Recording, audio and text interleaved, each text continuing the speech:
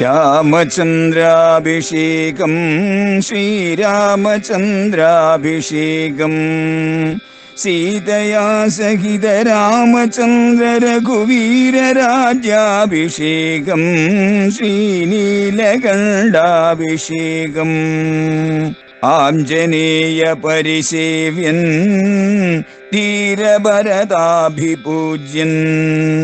വീരലക്ഷ്മണ കുമാര ശത്രുഘ്ന സോദരാർച്ചിത പദാബ്ജൻ ശ്രീനീലകണ്ഠ ഹൃദയേശൻ രാമചന്ദ്രാഭിഷേകം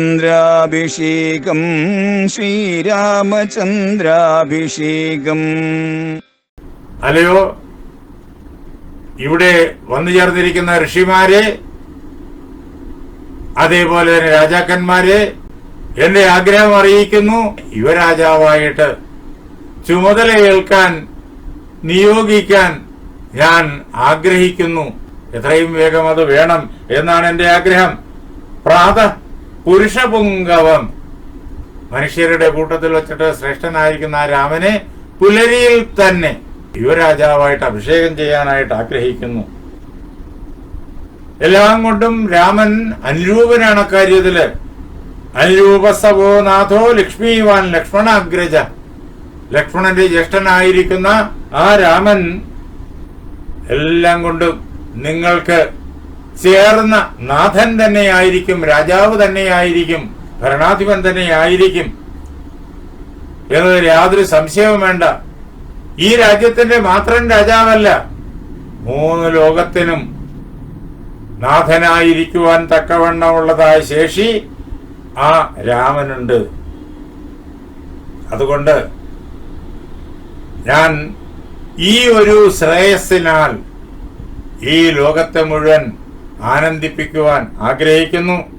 എത്രയും വേഗം ആ മഹാകർമ്മം നടത്തുവാനായിട്ട് ഞാൻ ആഗ്രഹിക്കുന്നു. എന്റെ ആഗ്രഹം ഇതാ അറിയിച്ചു കഴിഞ്ഞു. ഇത് ഇക്ഷ്വാകുക്കളുടെ പാരമ്പര്യവുമാണ്. മൂത്ത മകന് രാജ്യത്തിന് അവകാശം. ചിലപ്പോൾ 1-ലേറെ മക്കൾ കാണും ഇക്ഷ്വാകു വംശത്തില്. അങ്ങനെയാണെങ്കിൽ മൂത്ത മകനാണ് രാജ്യത്തിന്റെ അവകാശം. എനിക്ക് 4 മക്കളുണ്ട്. 4 പേരും ഒരുപോലെ ഗുണവാന്മാരാണ്. അങ്ങനെയുള്ള 4 പേരും രാജാവാകാൻ യോഗ്യരാണ്. എന്നിരിക്കവേ പാരമ്പര്യം അനുസരിച്ചിട്ട് മൂത്ത മകന് രാജ്യം എന്നുള്ള ആ പാരമ്പര്യം, ആ നിയമം, ഇക്ഷ്വാകുക്കളുടെ നിയമം അനുസരിച്ചിട്ട് രാമനെ നിയോഗിക്കാൻ, ഈ ചുമതലയിലേക്ക് നിയോഗിക്കാൻ ഞാൻ ആഗ്രഹിക്കുന്നു. എങ്കിലും നിങ്ങളുടെ എല്ലാം അനുവാദമുണ്ടെങ്കിൽ മാത്രമേ അത് ഞാൻ ചെയ്യുള്ളൂ. തീരുമാനം എടുക്കേണ്ടത് നിങ്ങളാണ്. ഋഷിമാരോടും എല്ലാ പൗരന്മാരോടും രാജാക്കന്മാരോടും അദ്ദേഹം പറയാണ്, ഭവന്തോ മേ അനുമന്യന്താം, നിങ്ങളെല്ലാവരും എനിക്ക് അനുവാദം തരണം. ഞാൻ എല്ലാ കാര്യങ്ങളും ചിന്തിച്ചിട്ട് എന്റെ അഭിപ്രായം പറഞ്ഞു. അനുവാദം നിങ്ങളുടെ വാക്കുകളിലിരിക്കുന്നു, നിങ്ങളുടെ മനസ്സിലിരിക്കുന്നു. നിങ്ങൾ ആലോചിക്കുക, എന്റെ ഈ അഭിപ്രായം യുക്തമാണോ ഇല്ലയോ എന്ന്. എന്നിട്ട് യുക്തമെന്ന് തോന്നുകയാണെങ്കിൽ വാക്കുകൾ കൊണ്ട് തന്നെ ആ അനുവാദം എന്നെ അറിയിക്കുക. ഇനിയും ഒരു കാര്യം കൂടി ദശരഥൻ എടുത്തു പറയാണ്. യദ്യപ്യേഷാ മമ പ്രീതി, രാമനെ യുവരാജാവാക്കുക എന്നുള്ള കാര്യമാണ് എനിക്ക് ഏറ്റവും പ്രിയങ്കരമായിട്ടുള്ളത്.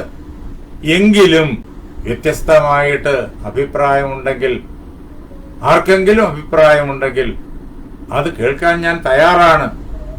ഹിതമന്യത് വിചിന്യതാം, അല്ലയോ സദസ്യരെ, ഇതിൽ നിന്നിട്ട് വ്യത്യസ്തമായി എന്തെങ്കിലും ഒരു അഭിപ്രായം നിങ്ങൾക്കുണ്ടെങ്കിൽ, രാജ്യത്തിന് ഹിതകരമായിട്ടുള്ളത് രാമന്റെ അഭിഷേകമല്ല, വേറെ ഏതെങ്കിലും ഒരു യുവാവിന്റെ, ഒരു സജ്ജനത്തിന്റെ അഭിഷേകമാണ് എന്ന് നിങ്ങൾക്ക് വിചാരമുണ്ടെങ്കിൽ, അതേപോലെ സർവഗുണസമ്പന്നനായിട്ടുള്ള വേറൊരാളെ അടുത്ത രാജാവായിട്ട് കാണാൻ നിങ്ങൾ ആഗ്രഹിക്കുന്നുണ്ടെങ്കിൽ നിങ്ങളത് ആലോചിക്കുക. എന്നിട്ട് നിങ്ങൾ അത് എന്നോട് പറയുക. ഇങ്ങനെ അന്യ മധ്യസ്ഥ ചിന്താതു വിമർദ്ദാഭ്യധികോദയ, ഇങ്ങനെ വ്യത്യസ്തമായിരിക്കുന്ന അഭിപ്രായങ്ങൾ ഉണ്ടാകണം. ആ അഭിപ്രായങ്ങളെ നാം തുലനം ചെയ്തിട്ട് പരീക്ഷിച്ചറിയണം. അങ്ങനെ വന്നു കഴിഞ്ഞാൽ അനേകം ആളുകൾ കൂട്ടായ്മയോടുകൂടിയിട്ട് ആലോചിച്ചിട്ട് ഒരു നിർണയത്തിലെത്തിയാൽ അതുകൊണ്ട് ശ്രേയസ്സേ ഉണ്ടാവുകയുള്ളൂ. എന്റെ അഭിപ്രായം ഞാൻ പറഞ്ഞു എന്നേ ഉള്ളൂ. നിങ്ങൾക്ക് ഓരോരുത്തർക്കും എനിക്കുള്ള അതേ ഉത്തരവാദിത്വത്തോടുകൂടി അതേ അധികാരത്തോടുകൂടി സ്വന്തം അഭിപ്രായം പറയാനുള്ള അവകാശമുണ്ട്. അതെല്ലാം കൂടെ കൂട്ടിച്ചേർത്തിട്ട് നമുക്ക് ഒരുമിച്ച് ഒരു തീരുമാനത്തിലെത്താം. നോക്കണം, ജനാധിപത്യത്തിലെ ഇലക്ഷൻ പ്രക്രിയയുടെ വളരെ ഭംഗിയായിട്ട് സമർത്ഥമായിട്ട് ഇവിടെ നടക്കുന്നു. മഹാരാജാവ് പറയാണ്, നിങ്ങൾക്ക് വേറൊരു അഭിപ്രായമുണ്ടെങ്കിൽ ഇവിടെ വെച്ച് പറയണം, നമുക്ക് അത് സ്വീകാര്യമായിരിക്കും എന്ന്. ഇങ്ങനെ രാജാവ് പറഞ്ഞപ്പോ ഇതി ബ്രുവന്തം, മഹാരാജാവ് ഇങ്ങനെ പറയുന്ന അവസരത്തിൽ മുദിത പ്രത്യനന്ദൻ നൃപാനൃപം. അപ്പൊ സംഭവിച്ച കാര്യം വാൽമീകി കേൾപ്പിക്കുകയാണ്. ഇങ്ങനെ മഹാരാജാവ് പറഞ്ഞപ്പോഴേക്കും അവിടെ കേട്ടുകൊണ്ടിരുന്നവരെല്ലാവരും ഏകകണ്ഠമായിട്ട് സന്തോഷത്തോടുകൂടി മഹാരാജാവിനെ അഭിനന്ദിച്ചു. അഭിനന്ദനങ്ങളുടെ ഒരു മഹാമാരി തന്നെ ഉണ്ടായി.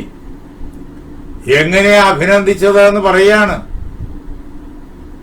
വൃഷ്ടിമന്ദം മഹാമേഘം നർദന്ത ഇവ ബർഹിണ, മഴ പെയ്യ്ക്കുന്നതായ കറുത്ത മേഘമാലകള് ആകാശത്തിൽ വന്ന് നിറഞ്ഞിട്ട് ഇടിമുഴക്കവും അതേപോലെയുള്ള മഴയും അങ്ങോട്ട് ആരംഭിക്കുമ്പോഴേക്കും മയിലുകള് ശബ്ദിക്കും.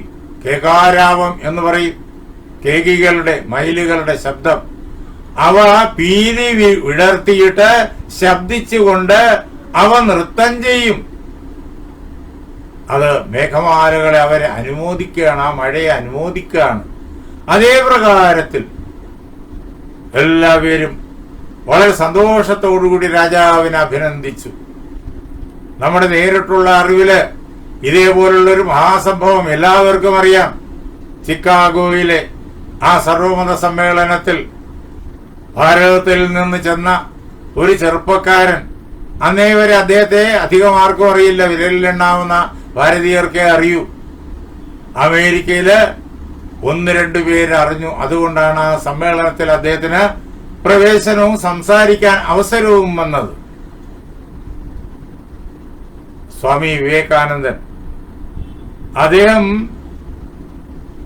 എണീറ്റ് നിന്ന് brothers and sisters of America എന്ന് സംബോധന ചെയ്തപ്പോ പല നാടുകളിൽ നിന്ന് വന്ന 7000-ൽ പരം ആളുകൾ അടങ്ങുന്ന ആ സദസ്സ്, അധികം പേരും അമേരിക്കയിൽ നിന്ന് തന്നെ, പക്ഷേ ലോകത്തിൽ എല്ലാ നാടുകളിൽ നിന്നിട്ടുള്ള ആളുകളുണ്ട്, എല്ലാ മതത്തിൽ നിന്നുമുള്ള പ്രതിനിധികളുണ്ട്. അവരെല്ലാവരും വൈദ്യുതാഘാതത്തിൽ എന്നതുപോലെ ചാടി എണീറ്റ് കരഘോഷത്തോടുകൂടി ആർപ്പുവിളികളോടുകൂടി നൃത്തം ചെയ്തു. കുറച്ചു നേരത്തേക്ക് സ്വാമി വിവേകാനന്ദന് അങ്ങനെ അത് കണ്ട് മിണ്ടാതെ നിൽക്കേണ്ടി വന്നു. കാരണം സമുദ്രം ഇരമ്പുന്നത് പോലെ സദസ് ഇരമ്പുകയാണ്. അന്ന് രാവിലെ തൊട്ട് അനേകം പേര് പ്രസംഗിച്ചു.